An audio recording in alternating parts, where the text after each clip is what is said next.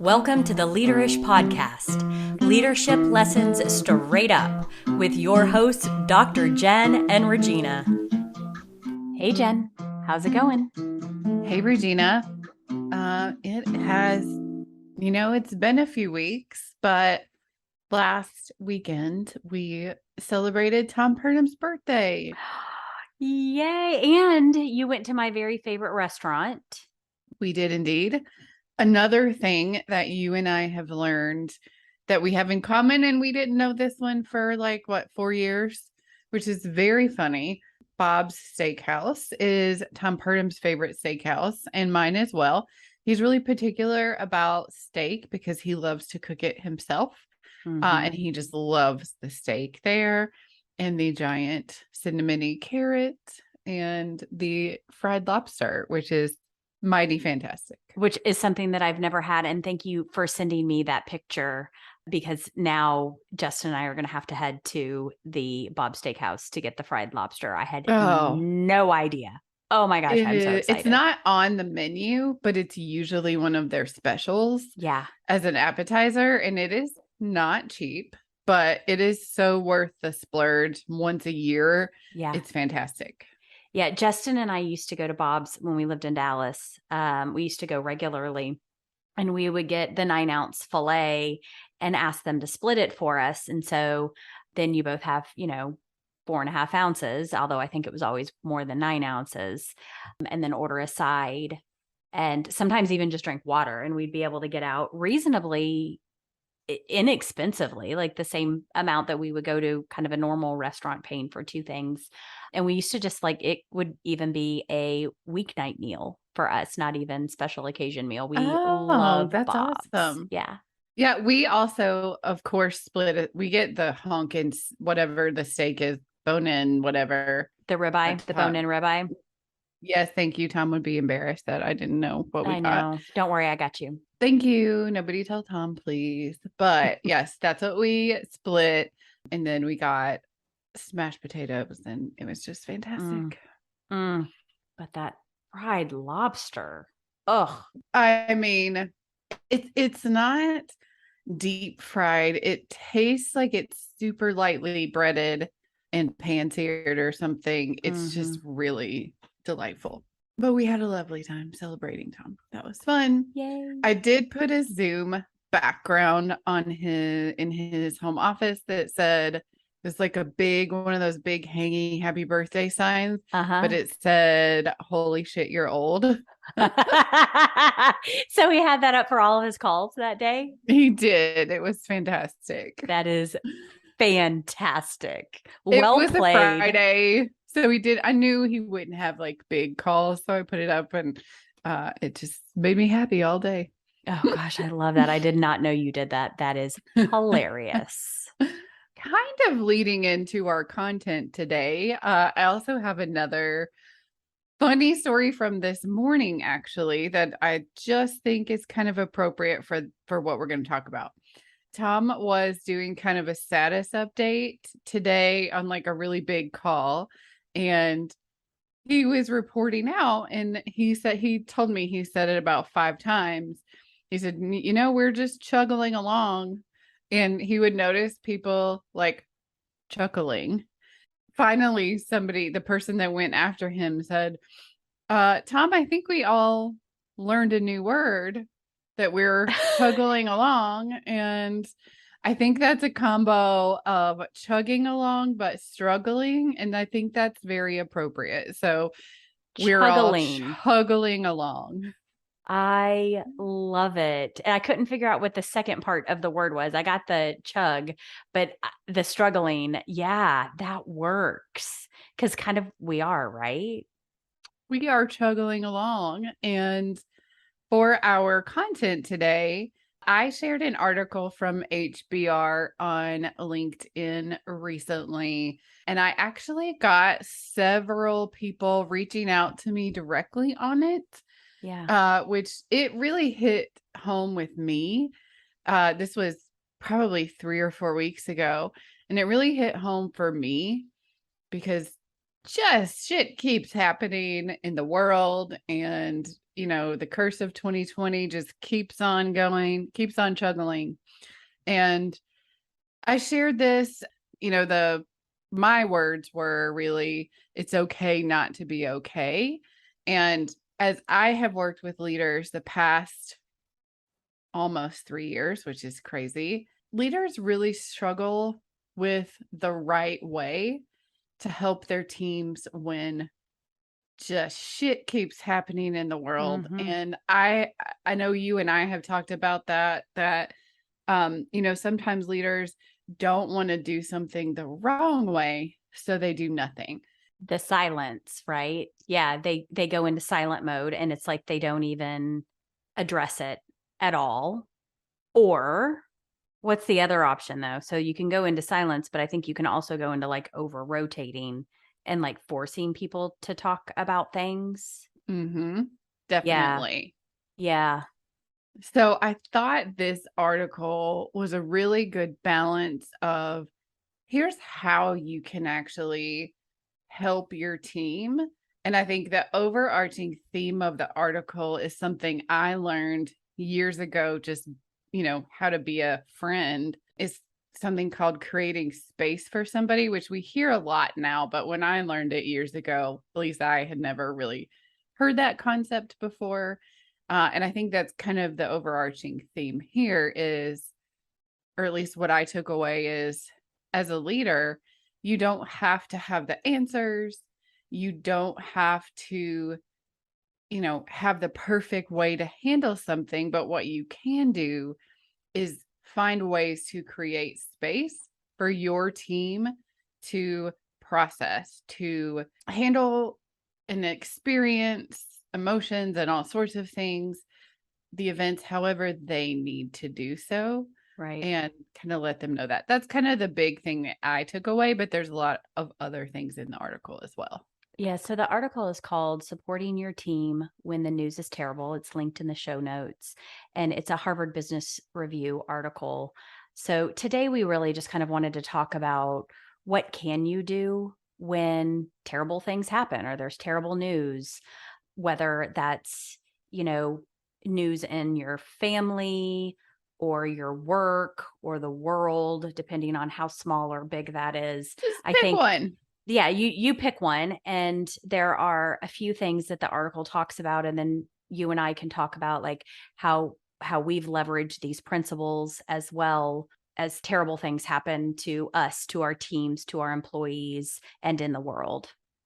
Yeah. And I think as people, as leaders, it's been a constant barrage of things happening, whether it is in the world.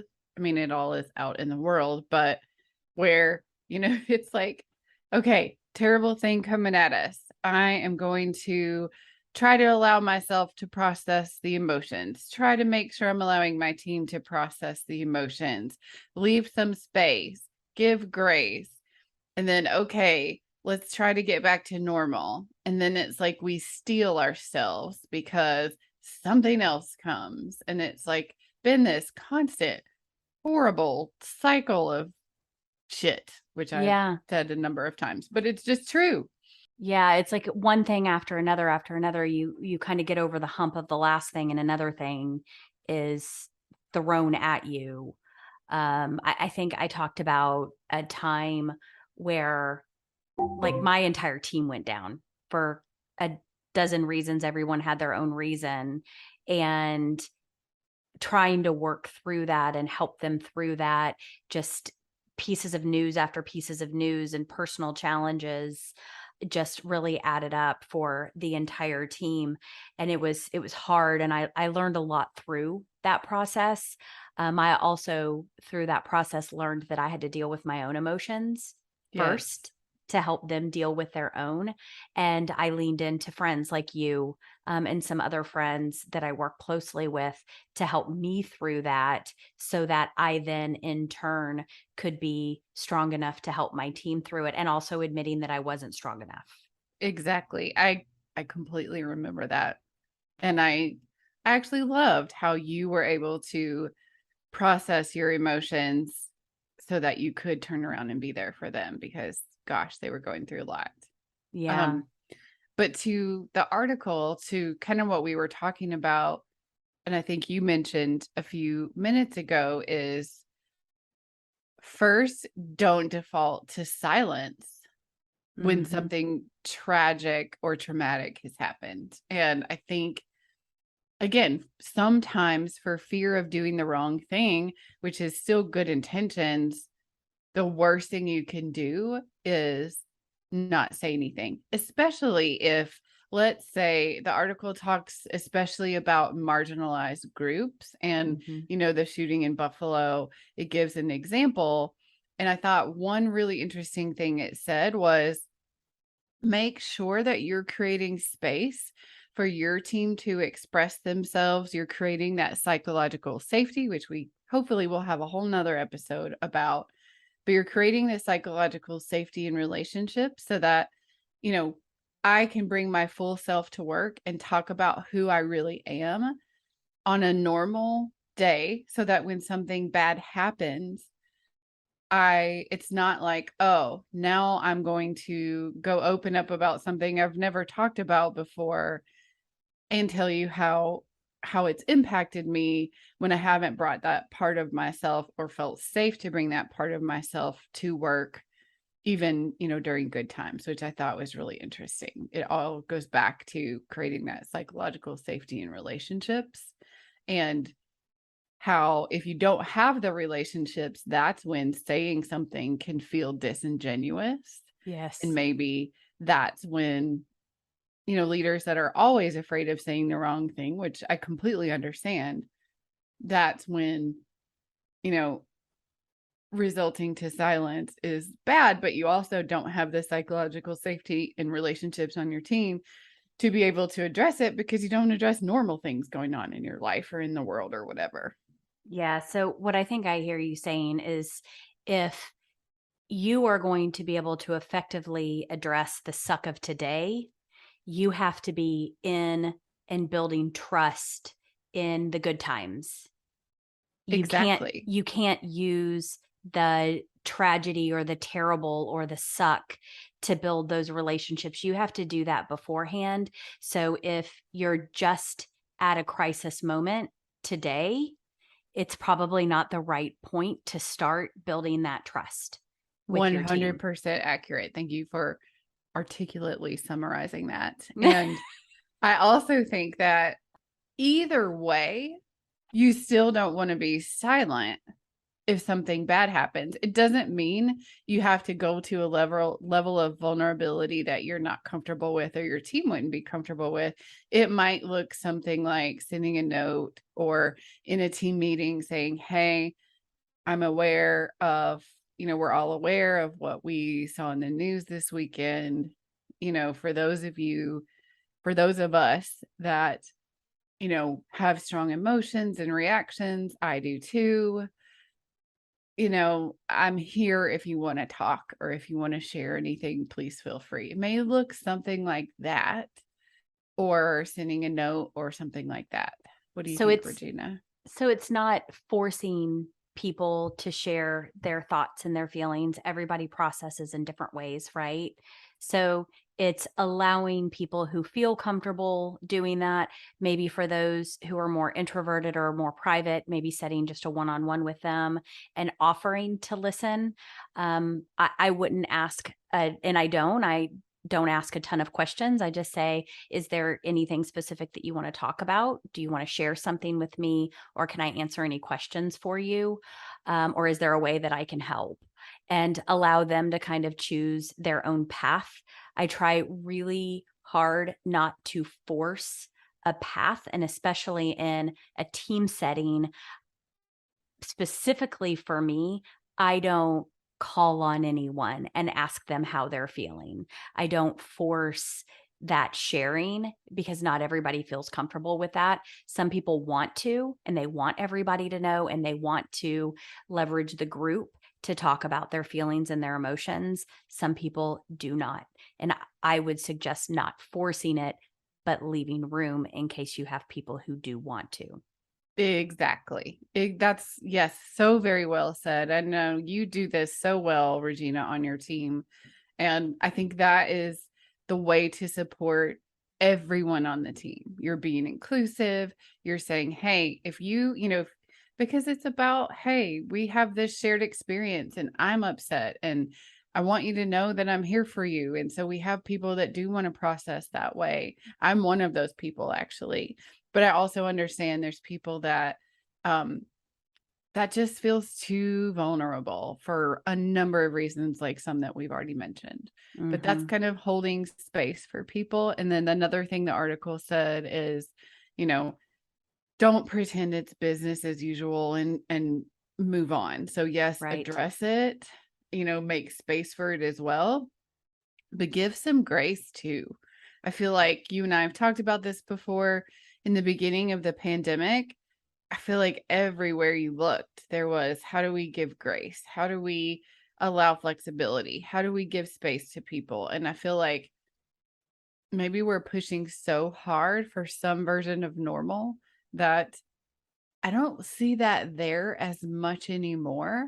And I keep trying to remind myself to make sure and extending that grace, especially Hmm. when it's, you know, work related. What's, as a leader, what's really urgent? And that actually can be helpful for on many different levels right now. Like, really be targeted about the work that you're doing and what's urgent and what's not urgent. And even if something seems important, can it wait a week? If not, that's one thing. Yeah, it's kind of the prioritizing and figuring out what needs to get done. There was one thing in the article that I did not like, and I want to share that with you. The article says, ask your team member in their next one-on-one to bring all the things that they're working on. You're asking them to do work in order for you to take work off. If they're not emotionally in a place to do the work, how are they going to put a list together of all of the work that they're doing? I would say, as a leader, think through some of the things that they're doing that don't have to be done right now or can be put off. I would say, as a leader, I like to take on that burden. And I also like to give them permission to make those decisions. Regina, your leadership is really just shining in this episode. I'm not kidding. And I can say that because I see you just talking about the things that you do. And I know that you do that because I've known you for a long time and I watch you do that. And that is such a good call for this article and for leaders out there. Do the work for your team. Hmm. Let them know resources available as well, Yeah. but do the work for your team. Yeah, and give them the freedom to choose. I can think of a situation recently that I was in, and I was with my whole team and I said, "Look, nothing that we're doing is brain surgery. And if we need to push back and say we can't deliver something this week or next week, I'll do that for you. You decide what it is that we can't deliver, and I will take on the rest for you." So there's autonomy there. They feel empowered to choose what they can and can't do right now for whatever reasons they have. I'm not here to question that, but I'm here to support them and make sure that I take the message back to the business saying that we can't deliver. I think that's fantastic as well. And, if I think of, like, let's just say my leader asked me to pull together a list of things that I'm working on, that definitely creates stress and pressure for me. I don't mean all the time. I just mean if something traumatic has happened. In fact, it makes me look at, what have I not done? Like, what do I suck at right now? That's the mentality that I would have. So back to Yes. your point, I think that's important. When we're going through emotional trauma, there are some things that we can do and some things that we can't. Yep. Even if it's important work and we know it's important work, we know we can't give it our best because we know what brain space we have. We're using so much energy to process the emotions that there's not enough energy to do some of the really big things. And so by pushing those big things out a little bit or allowing more time for those or deprioritizing those, you free up some of that energy so that they can then process their emotions. They're also getting through their emotions quicker too if they have the freedom to do that. However, there's a caveat here. I know people who, when they are going through turmoil, they prefer to sink themselves into work. I had that as a note to talk about as well. And this may not be their place. They need to want to experience their emotions, think about what's going on, the things that are bothering them, because this is their safe space. That's exactly right. And I've had team members tell me that. Yep. They have actually said, I'm like, hey, if you need to take some time, I'd love for you to take time. We've got your back. We can cover everything. And I have had team members say, no, thank you. This is my place. This is where I feel confident and I can excel. I need to continue moving forward with my work. I actually feel that way. If I have the emotional energy to dive into it, I'm one of those. I do want to express it up front maybe and have some shared experience with my peers, but then I want to just dive right into it. Yeah. And it's my escape kind of, if you will. Yeah, and you've recently gone through some things and you did that. Like I saw you as I was processing emotionally and almost crippled at my keyboard. You're like, we need to do A, we need to do B. I've already gotten C together. I'm working through D and E. And if someone can just dip in with F. And I'm like, how are you even, what is it? I can't, and you go into work mode. I get crippled. I have to process, and then I'm trying to process quickly because now I have to help other people process too. And Yeah. you are like in work mode. You're like, here are all the things that need to get done. Just give me a blank page and I'll make a list on it. That is how I process stress, as we know. Or a journal. Just pick up a journal, any one of your 22 journals, and start creating your list. If you saw the stack over here, oh god, you would die. I know. Another thing I saw in the article that is positive, if you do it correctly, is help your team channel energy towards positive change. And it gives an example of a group of women who used a Slack channel to create positive change, which ended in really the creation of Juneteenth as a national holiday, which is incredible. I just gave you like 5 seconds of a really cool story. And Regina's trying really hard not to laugh because of the way just trying to keep up with this one. I mean, you gave us a snippet. Can we go back to the story of the Slack channel in Juneteenth? I'm really interested. Yes, we can. Thank you. Sorry, I just gave you a blurb that you're like, wait, what? Slack to a national holiday? I'm very confused. So yes, let's go back to that. In this section of the article, it starts talking about how allowing space again, if you know how to channel emotions, they can serve you by increasing your confidence, making you certain that you're capable of, and strong. I don't know about that for me.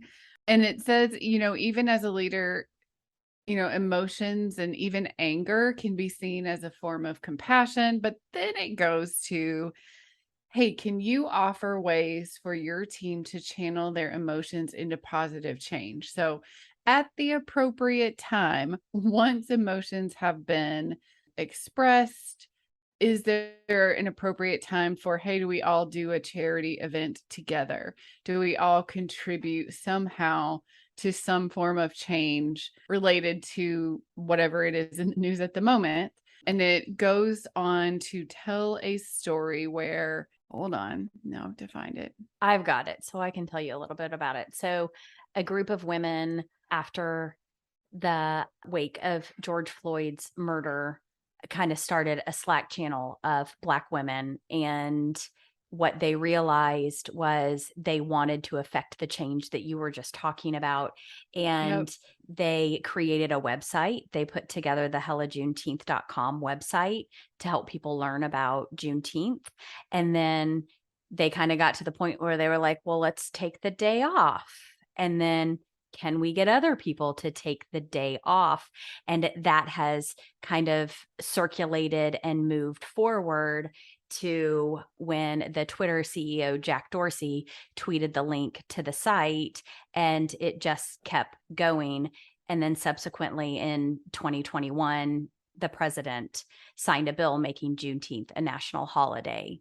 So a group of women who started a Slack channel because they were sad and upset and angry, they were able to turn that into very positive change that led to a national holiday. Incredible. I skipped a few things in my story. Thank you for sharing the full thing. I was trying to find it, the start of it in the article, and I couldn't find it. But yeah, it even says that over the next 2 weeks, when the tweet happened, 650 companies, TikTok, McKinsey, Netflix, MasterCard had publicly committed to observing it, which then spiraled, as Regina mentioned. But so cool. And, what probably wouldn't work as a leader would be to say, hello, you may have seen the news this past weekend. I have signed us all up to volunteer at whatever. That's skipping all the steps in the article and jumping to one piece of it. And it's a balance. It is nuanced as a leader to know the right time to support your team in the right way. All of this goes back to the trusted relationships that we were talking about in the beginning. But if you have the trust, if you have allowed for space for people to process in the way that they need to, definitely allow. And what I love about this story is it wasn't the leader that started any of this. It was the employees feeling empowered to do so. And so as a leader, you're not responsible for organizing the thing or doing the thing. What you can do is empower your employees to inspire whatever type of change they would like to. And I think that's what I liked about that story. Yeah. Yeah, I agree. And I like how sometimes the phoenix does rise up from the ashes, right? You are broken, and the news or the action or the whatever has got you so far down in the depths of despair, and one person just tugs on another person just a little bit to bring them up, and we become the feathers of the phoenix, right? Each person lifting another person up just a little bit until we're all in a much better place. And this is a great story of a bunch of women who lifted each other up slowly, piece by piece, to rise. So I like that. And I like it that it doesn't necessarily have to be the leader, but you have to support it. I might try something like, hey, I'm going to do X. Maybe it's a volunteer thing. Maybe it's a go get a drink or go out to lunch. If you'd like to join me, I'd love to have you. And allow people to make that choice, right? On how far they wanted to go or what they wanted to do or what they were ready for at that moment. Again, creating that space, Jen, just like what you said, making sure that people have the space and they get to choose. I think when news is bad, when bad things happen, choice is the one thing that we can give people to empower them. Damn, Regina, you are on fire today. Dang, I literally thank have you. my chin on my hand, just like, I feel like you just gave me something with that. And it's just so true, because if people, like, if we're trying to help our employees and our teams, but we're actually creating pressure for them to feel like they need to feel a certain way or process things in a certain way. I know I got feedback really, I'm thankful for the feedback from somebody who was sometime in 2020 where we were trying to have conversations to allow people to share stories. And then finally I got feedback from somebody that said, "Hey, thank you, for the space, but I can't do the trauma bonding anymore." And I was like, "What?" So giving them a choice. If you force the trauma bonding, Yes. then you're actually making it worse for people. Now I have to relive this over and over and over. Yeah. And I can't do that anymore. It's wearing on me. Yeah. And so that when you said choice, it just made me think of if you want to share, you need to get something off your chest, do it. If you just want to sit there, sit there. And if you don't want to be here, don't be here. Yes. Like Exactly. if you don't want to be in this shared trauma moment, don't. Exactly. That is just as acceptable of being in the shared trauma moment, right? And making sure that people understand that you don't have to process in the way that I process or in the way that Jen processes. You need to process in the way that you process, and you make that choice. If that choice is in your bed, that is your choice. Exactly. Exactly. And, again, going back to flexibility, how important that is for people. So many companies are embracing that now. I mean, you have to if you want to retain anyone. But I would say, even if your company doesn't put out an official statement like ours did about flexibility, you as a leader can find ways to make your team more flexible. So true. If you are a leader of people, you have that ability. You have the ability to rearrange work, to maybe take on some extra responsibility for yourself while a team member recovers. You have the ability to create that flexibility regardless of what your company's messaging is. That's such a good point. Yet you don't need your company to say, "Oh, you can allow your team members to have a couple hours off," or "You can spend time talking about this subject." You don't need permission as a leader. And sometimes it's better to beg for forgiveness than ask for permission. Do what's right by your team. That's the point here. That is so true. I mean, the only exception, obviously, is if you have a frontline workforce, you have hourly employees, there are some things you may need to work out with the company. Well, that is true. That is But absolutely true. generally speaking, you still can empower your employees to process however they need to so that they can get back to having energy to do the work that needs to be done, which we all need to do, but there's just so many different ways we can support our teams. And I would say, Regina, I'm going to ask you our question in the next moment, but what I would leave you with is don't be so afraid of doing the wrong thing that you don't do anything. Amen. That's it. That's what you do in the next 24 hours. Don't be afraid of doing the wrong thing. Do something. Don't force it, but do something. Say something. Acknowledge something. If there is terrible news, acknowledge it in some way. Amen. I couldn't say it any better. So, Regina, on that note, this was a bit of a heavy episode, but I've just gotten so much feedback on that article and I related to it so much. Gosh, that was a good conversation. Thank you. You're welcome. But what are you doing to fill your own cup? Well, I mean, we've already talked about vacation in the last episode, so I won't continue through that. I think that if you are listening and you haven't taken a vacation in a while, you should. You should prioritize that. You don't have to go anywhere for a vacation. I'm lucky enough that I do get to go somewhere, going to the beach. But if you don't have something scheduled, get something scheduled. It's been a hard summer. How about you, Jen? I am actually taking that advice as you are saying it for myself. Did you just write something on a list, I Jen? did. Oh Oh my God, I God. did. Oh my God.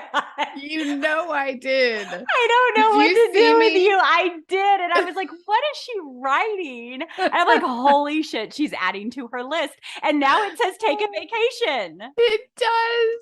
It literally says schedule vacation. Somebody take my notebooks. Oh my gosh. Just What I kind of can't. vacation are you going to schedule? I Or are you going to really mind think map it? Are you going to do the traditional mind map with take a vacation in the center and do all hell of your no. stuff? Hell no, I don't need that. I just need to go online and book a house at the beach. There you go. All right. Well, I hope you do that soon. And I'm going to hold you accountable to it. So, that's why you have me. You hold me accountable and I hold you accountable. Exactly, girl. Well, Jen, this has been a really good episode, deep episode, hard episode, actually. Yes. But let's tell them how they can contact us, will you? All right. So find us on Instagram at Leaderish Podcast. We do have our links in our bio as well. We'll link that article there, but it's again HBR, supporting your team when the news is terrible. Send us an email at leaderishpodcast@gmail.com. And cheers to being real. Yeah. We always are, but we were extra real today. And cheers to that. Yeah. Cheers, Jen.